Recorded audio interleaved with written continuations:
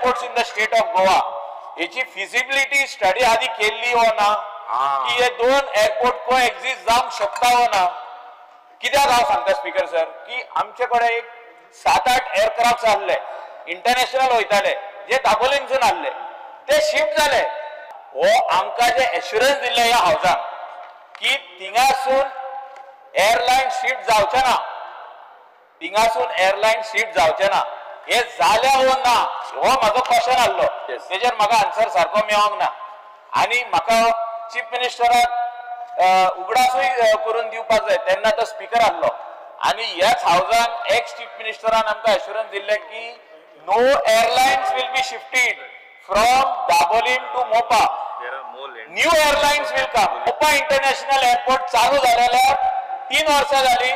आज पासून आमकां नये एअरक्राफ्ट म्हणटा ते त्या एअरपोर्टार दिसोंक ना.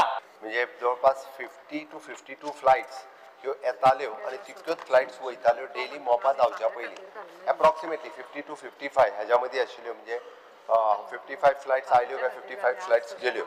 आत्ता तो आंकडो जो आसा स्पीकर सर हो तसो पळोवंक वचत जाल्यार दोनूय एअरपोर्टाचेर म्हणजे एप्रॉक्सिमेटली 50 फ्लायट्स जी आसा पळय न्ही 50 to 51 फ्लायट्स येता दाबोलीम एअरपोर्ट येता आनी वता आनी तितक्योच फ्लायट्स ज्यो आसा 50 to 51 फ्लायट ह्यो मोपा एअरपोर्टाचेर येता आनी मोपा एअरपोर्टा वयल्यान वता.